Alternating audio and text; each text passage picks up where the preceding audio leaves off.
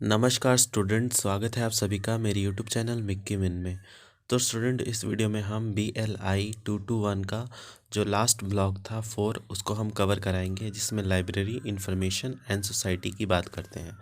तो इसमें कौन कौन से यूनिट आते हैं? यूनिट 11, 12, 13 एंड 14, जिसमें हमारा जो पहला यूनिट है जो कि 11 है, वो उसमें है लाइब्रेरियनशिप एज अ प्रोफेशन। तो लाइब्रेरियनशिप एज अ प्रोफेशन में क्या क्या चीज़ें आती हैं वो मैं इस वीडियो में बताऊंगा। साथ में ही मैं आपको इथिकल इश्यूज इन लाइब्रेरियनशिप, ये दोनों जो यूनिट है मैं इस वीडियो में कवर कराऊंगा। तो चलिए स्टार्ट करते हैं। जो इम्पोर्टेंट टॉपिक है इससे रिलेटेड वो मैं साथ साथ में बताता जाऊंगा, जिसको आपको पढ़ना है आपके एग्ज़ाम के रिलेटेड। तो लाइब्रेरियनशिप एज अ प्रोफेशन में देखिए क्या क्या इम्पॉर्टेंट, जैसे profession versus occupation versus vocation. तो ये नॉर्मल सा है, ये अगर आएगा तो 5 नंबर का एक डायरेक्ट क्वेश्चन बन के आ सकता है। और वेरी इंपॉर्टेंट स्टार मार्क वाला है आपका कैरेक्टरिस्टिक ऑफ अ प्रोफेशन। जब मैं स्टार मार्क बोलता हूँ मतलब वो आने ही आने वाला है, चाहे इस पेपर में आए या फिर आगे फर्दर किसी भी पेपर में आए, बट आने ही वाला है। तो या फिर ऑप्शन में भी करके आ सकता है, तो आप उसको मतलब अवॉइड नहीं कर सकते। कैरेक्टरिस्टिक ऑफ अ प्रोफेशन ये वाला आपको करना है। फिर उसके बाद लाइब्रेरी एंड इंफॉर्मेशन साइंस, जिसमें हमारा LIS प्रोफेशन में आ जाता है। जैसे LIS is not a profession, LIS is a profession, ये पूरा हम पढ़ेंगे। फिर एवोल्यूशन ऑफ LIS प्रोफेशन, तो सबसे पहले स्कॉलरली पीरियड में, फिर उसके बाद vocational period and professional period, फिर ट्रांसफॉर्मेशन ऑफ LIS प्रोफेशन। जैसे कस्टोडियन ऑफ द बुक था पहले, लाइब्रेरियन, डॉक्यूमेंटेशन ऑफिसर, फिर इंफॉर्मेशन ऑफिसर, डिजिटल लाइब्रेरियन, ये सब है transformation of the LIS profession. इसके अलावा इसमें आपको कैटेगरीज ऑफ LIS प्रोफेशन में आ सकते हैं, जैसे लाइब्रेरी एडमिनिस्ट्रेशन। देखिए सब जितने भी आप यहाँ पे देखेंगे, जैसे इंडेक्सर हो गया, क्लासिफिकेशनिस्ट हो गया, कैटलॉगर हो गया, रेफरेंस लाइब्रेरियन हो गया, बिब्लोग्राफर हो गया। तो ये सब हमारा कैटेगरीज ऑफ लाइब्रेरी प्रोफेशन, ये आपको कर लेना है। और LIS प्रोफेशन इन इंडिया किस तरीके से था, जैसे एंशियंट पीरियड में क्या था, मीडिएवल में क्या था, ब्रिटिश एरा में एंड इंडिपेंडेंट इंडिया में। तो मैं इसमें जो इम्पोर्टेंट है वो बताऊंगा आपको क्या क्या पढ़ना है जो कि आपके लिए इम्पोर्टेंट है। जैसे मैं स्टार मार्क वाला जो पढ़ा दूंगा, पहले तो आपको कैरेक्टरिस्टिक ऑफ प्रोफेशन, फिर आपका यहाँ पे ये बता दूंगा आपका ये वाला transformation of LIS profession. Scholarly आप पढ़ लेना यहाँ पे, जैसे ये वाला है एवोल्यूशन ऑफ LIS प्रोफेशन। ये वैसे कुछ खास नहीं, इससे क्वेश्चन नहीं भी देखने को मिलेगा, और ना आपको ये वाला भी नहीं आएगा। Library and information science as a profession, ये पढ़ लेना। इसके नीचे में सब जो पॉइंट है वो आपको पढ़ने की ज़रूरत नहीं है। कैटेगरीज ऑफ LIS प्रोफेशन, ये बस आपको पता होनी चाहिए कि कौन कौन से कैटेगरीज होते हैं LIS प्रोफेशन के। और इंडिया में बस ये वाला देख लेना, इंडिपेंडेंट एरा का, और या तो आप एंशियंट एरा से कंपेयर करके अगर क्वेश्चन बनता है तो ऐसे आता है। बाकी आपको चाहे तो और स्किप कर सकते हैं। तो चलिए स्टार्ट करते हैं जो इम्पोर्टेंट है। तो इसमें आपका डेफिनेशन में बात करूँ तो प्रोफेशन क्या होता है। जैसे profession has been defined differently by different schools of thoughts. हर अलग अलग जो स्कूल्स ऑफ थॉट रखने वाले ने अलग अलग तरीके से डेफिनेशन दिया है प्रोफेशन का। तो यहाँ पे देख सकते हैं, यहाँ पे ऑक्सफोर्ड डिक्शनरी, इंग्लिश डिक्शनरी ने दिया है, डिक्शनरी ऑफ सोशल साइंस ने, तो बहुत लोगों ने अपने अपने तरीके से इसको डिफाइन किया है। अब यहाँ पे एक है फुक एंड वेंगल ने यहाँ पे LIS प्रोफेशन को डिस्क्राइब किया है, N occupation that properly involve a library education. एक ऐसा एजुकेशन, एक ऐसा ऑक्यूपेशन जो कि प्रॉपरली लाइब्रेरी एजुकेशन से इन्वॉल्व है, या फिर इक्विवेलेंट मतलब या तो उसके समान। And and mental and mental rather than mutual manual labour. वो मतलब मेंटल होता है यार, ऐसा नहीं कि मतलब मैनुअल लेबर होता है। Specially one of the 3 learn profession, जैसे कि लॉ, मेडिसन एंड थियोलॉजी, ये सब इसमें आते हैं। एनी कॉलिंग और occupation other than commercial, manual etcetera involving special attainment और discipline such as editing, music, teaching etcetera, ये सब इसके अंदर आते हैं। तो आप एक बार इनको पढ़ सकते हैं। तो प्रोफेशन का आई होप आपको समझ में आ गया होगा। तो और बहुत सारे यहाँ पे और लोगों ने भी दिया है, आप चाहें तो उनको पढ़ सकते हैं। तो प्रोफेशन क्या होता है, जिस प्रोफेशन में आप इन्वॉल्व होते हैं और प्रोफेशन के साथ ऑक्यूपेशन मतलब आप क्या उनमें इन्वॉल्व होके कौन से कार्य करते हैं, तो आपका ऑक्यूपेशन हो जाता है। और वोकेशन उन दोनों का कॉम्बिनेशन, जैसे यहाँ पे देखिए वोकेशन, यहाँ पे है vocation the work in which a person is regularly employed. तो ऐसा वर्क जिसमें एक व्यक्ति हमेशा ही एम्प्लॉयड रहता है उसको बोलते हैं हम वोकेशन। और यहाँ पे जैसे ऑक्यूपेशन से यहाँ पे देखो occupation means an activity in which one engage, एक कोई भी ऐसा कार्य जिसमें वो इन्वॉल्व है। और प्रोफेशन क्या होता है, उससे जुड़ा हुआ जो टैग जुड़ा होता है उसको प्रोफेशन बोलते हैं। तो ये वाला हो गया आपका। फिर कैरेक्टरिस्टिक ऑफ अ प्रोफेशन, ये वेरी इंपॉर्टेंट है, इसको मैंने आपको पहले ही बताया था। तो हर जैसे प्रोफेशन का कुछ एथिक्स एंड कुछ रूल्स होते हैं, तो इसके भी कुछ कैरेक्टरिस्टिक होते हैं। जैसे कि जो लाइब्रेरी प्रोफेशन होता है, इन जनरल टॉक करूँ तो उनका सर्विस ओरिएंटेड होता है। वो अपने जो यूज़र अप्रोच को ज़्यादातर फॉलो करते हैं, और जितने भी यूज़र का जो डिमांड है, उनके जितनी भी क्वेरीज आते हैं उनको आंसरेबल, उनका रिस्पॉन्सिबल होते हैं अपने यूज़र के।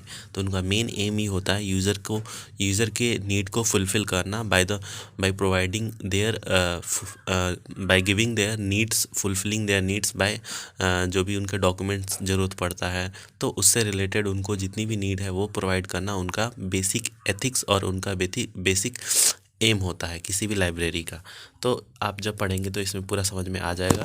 वो अपने और उनका गुड बिहेवियर, गुड कंडक्ट होना चाहिए, एक टेक्नोलॉजिकली वो एडवांस होने चाहिए। तो ये सारी चीज़ें आप एक प्रोफेशन से आप मतलब कर सकते हैं। और नॉर्मल प्रोफेशन में भी एक एफिशिएंसी होनी चाहिए, एक फ्लुएंसी होनी चाहिए। तो ये सारी चीज़ें आप देखने को मिल जाएगा। यहाँ पे कुछ अलग दिया हुआ है, Martin profession must have been follow attribute जैसे a body of specialise complex knowledge, एक बॉडी जो कि स्पेशलाइज हो और उसके पास कॉम्प्लेक्स नॉलेज हो। तो इस तरीके से the profession must be oriented organise, तो कोई भी प्रोफेशन हो एक ऑर्गेनाइज होना चाहिए। It must have formal code of ethics which should be enforceable, एक फॉर्मल कोड ऑफ एथिक्स होना चाहिए जो कि हम एनफोर्स कर सकें। तो ये सारी चीज़ें आप एक बार पढ़ेंगे तो आपको समझ में आ जाएगा। तो इसको आपको स्किप नहीं करना, प्लीज़ करके ये पूरा ही पढ़ें आप। और डिफरेंट डिफरेंट लोगों ने अपना अलग अलग ओपिनियन दिया हुआ है। तो एलाइस and information science as a profession, तो ये एक बार पढ़ लेना प्लीज़ करके। फिर चलते हैं ना आगे, यहाँ पे एवोल्यूशन ऑफ एलाइस प्रोफेशन। तो यहाँ पे एक बार ये चाहे तो आप स्किप कर सकते हैं, ये नहीं आता है एग्ज़ाम में। और लास्ट का जो है जैसे transformation of the alias profession, तो ये वाला एक बार पढ़ लेना कि कैसे मतलब स्टार्टिंग में क्या होता था कि जो हमारा प्रोफेशन होता था उसमें क्या होता था कि लाइब्रेरियन को कस्टोडियन ऑफ द बुक माना जाता था। बट अभी नहीं है ऐसा। जो लाइब्रेरियन है वो बुक को प्रिजर्व करते हैं, बुक को अपने एक जनरेशन से दूसरे जनरेशन में जाते हैं और बुक को यूज़ करने के लिए ऐसा मतलब वो लोग रखते हैं, ना कि उसको मतलब उसको जकड़ के रखते हैं। बुक को जितना यूज़ करें उनका मेन एम यही होता है, किसी भी लाइब्रेरी और किसी भी लाइब्रेरी प्रोफेशनल्स का जो कि उनमें इन्वॉल्व होते हैं। तो ये सारा चीज़ आप पढ़ना एक बार आपको समझ में आ जाएगा ये सारी चीज़ें। डिजिटल लाइब्रेरी, हाँ ये वाला कि मतलब जितनी भी आसान से आसान तरीके अप्लाई करके हमारा जो यूज़र है उसके नीड को उसको सेटिस्फाई करे और उस तक पहुँचे, उसको अपने तक अट्रैक्ट करे, ये सबसे बड़ा एम होता है। तो उसी के अंदर ये सारी चीज़ें आ गई थी टाइप्स ऑफ लाइब्रेरी में, जैसे digital library, virtual library, hybrid library. ये सब क्या है, टर्म्स एंड कंडीशन है। ये कुछ ऐसे ऐसे पॉइंट्स है जो कि हमारे एलएस प्रोफेशन को और एनरिच करता है।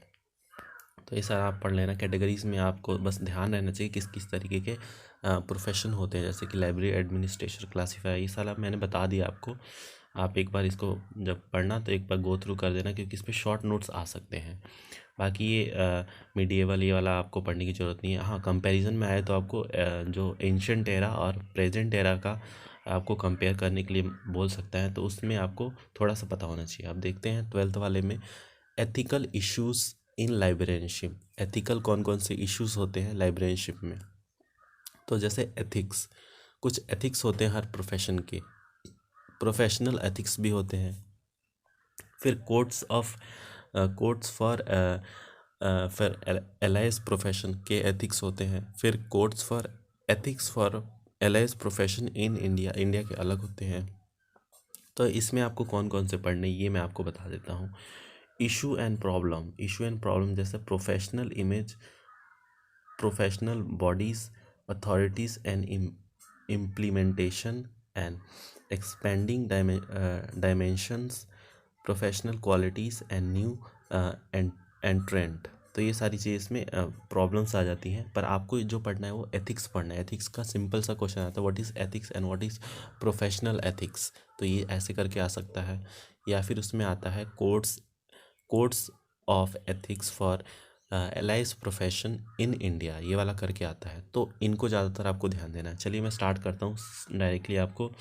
तो अगर एथिक्स की बात करें तो यहाँ पे देखिए, एथिक्स से जो टर्म है इस वो ड्राइव किया गया है हमारा लैटिन वर्ड्स, जिसका मीनिंग होता है कस्टम और कैरेक्टर और एटीट्यूड ऑफ कम्युनिटी और पीपल। तो ये सोशल मतलब फिनोमेना की बात करें, और उसी को अगर हम जनरल एथिक्स में बात करें तो ethics according to the web definition, ethics the study of principle related to rights and wrong conduct, morality and standard that govern the conduct of people, especially a member of profession। मतलब एक ऐसा right and wrong, एक ऐसा rule जो कि right and wrong बताए। जैसे हमें कोई ये नहीं बताता कि हम कुछ करते हैं तो वो राइट है या रॉन्ग, हमें खुद ही पता चल जाता।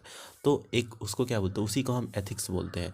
जो हमें गलत और सही में अंतर बताए उसी को हम एथिक्स बोलते हैं। जो कि हमें मोरालिटी प्रिंसिपल की बात करें, जो जहाँ पे एक स्टैंडर्ड सेट हो कि हमें इस स्टैंडर्ड को पार नहीं करना। अगर हम इसको पार कर गए तो हमारा जो बेसिक एथिक्स है वो हमारा मतलब उसको उसके ऊपर फिर आप उसको आप फॉलो नहीं कर रहे हैं। तो ऐसी चीज़ें होती हैं, फिर आप ये सारा पढ़ सकते हैं।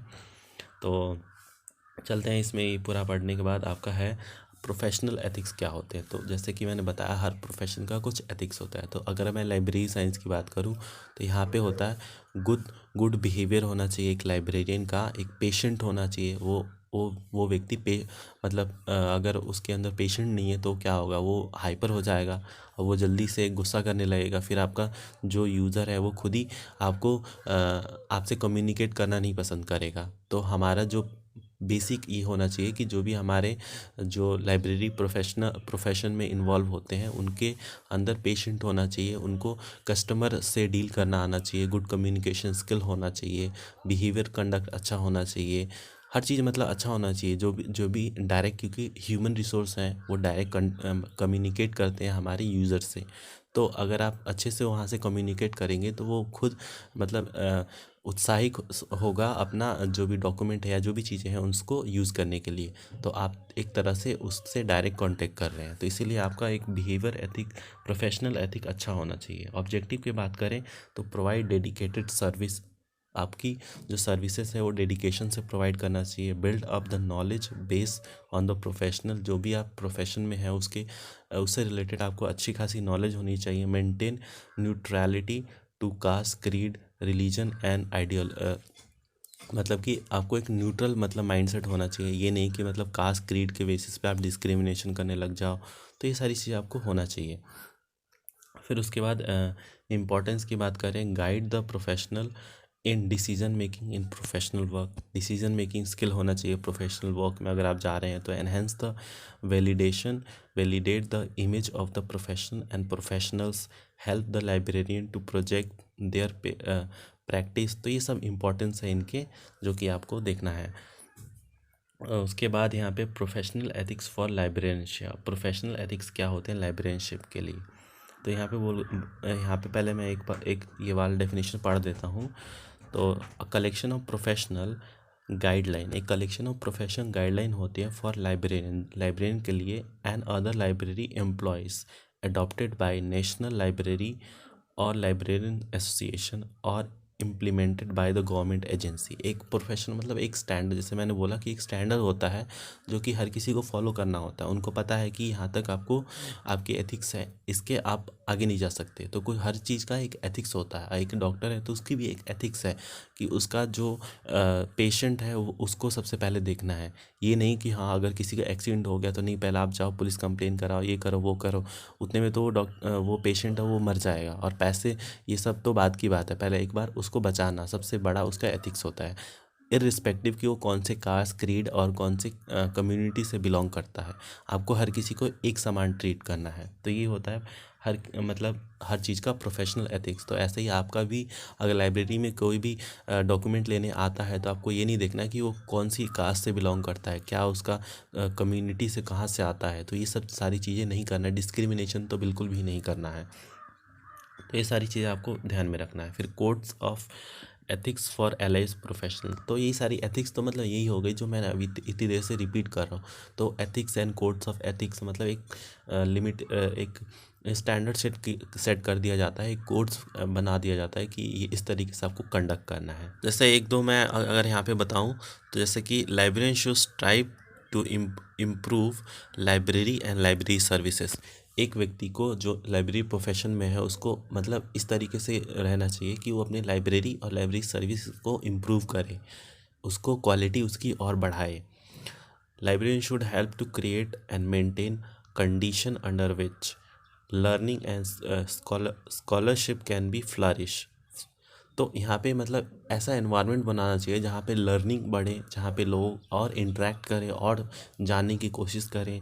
Library should help to create and maintain ये अल्लाह तो हो गया। तो यहाँ पे librarian should be sensitive to the concern of larger society, मतलब एक लाइब्रेरियन को लार्जर सोसाइटी के लिए एक सेंसिटिव होना चाहिए। जैसे कि मैंने बोला कि आपको डिस्क्रिमिनेटरी थॉट नहीं रखनी चाहिए, डिस्क्रिमिनेटिव बिहेवियर नहीं परफॉर्म करना चाहिए, इरिस्पेक्टिव कि कहाँ से कौन आ रहा है और क्या आपसे मांग रहा है। तो ये सारी चीज़ें आप एक बार ध्यान रखें। ये अमेरिकन लाइब्रेरी को पढ़ने की ज़रूरत नहीं है, आपको इंडियन लाइब्रेरी का जो भी एथिक्स है, हाँ ये वाला पढ़ लेना है आपको।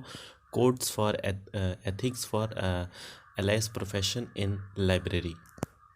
तो यहाँ पे कुछ दिए हुए हैं जैसे कि लाइब्रेरी है, librarian and his committee, library and his staff, फिर library and his book supplier. तो ये सारी चीज़ें इसमें आती हैं।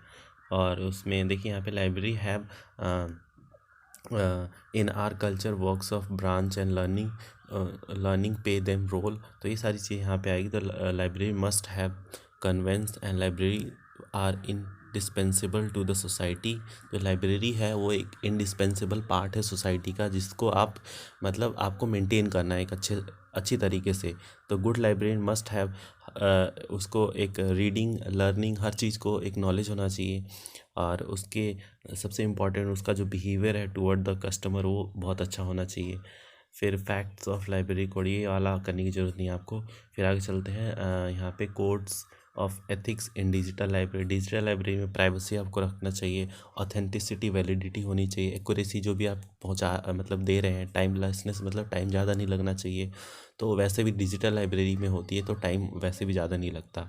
इंटेलेक्चुअल प्रॉपर्टी, फिर एक्सेसिबिलिटी, ये सारी चीज़ें यहाँ पे आपका डिजिटल लाइब्रेरी में आपको देखने को मिलेगा। फिर इश्यूज़ एंड प्रॉब्लम्स, तो ये आप चाहें तो पढ़ सकते हैं, बाकी ऐसे इसकी ज़रूरत तो है नहीं।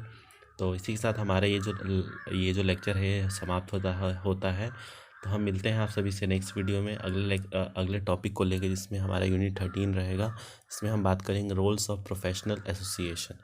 तो आई होप आप लोग स्टडी कर रहे होंगे। और आज एक वीडियो आने वाला है 2 का, जिसमें आप लोगों को एक लास्ट टाइम में एक ग्लैंस बताऊंगा कि कौन कौन से टॉपिक को आपको करके जाना है, वेरी इंपॉर्टेंट वाले जो टॉपिक होते हैं उनको। तो प्लीज़ करके वो वीडियो आप ज़रूर देखें अगर आपका कल एग्ज़ाम है तो। मिलते हैं आप सभी से नेक्स्ट वीडियो में, तब तक के लिए धन्यवाद।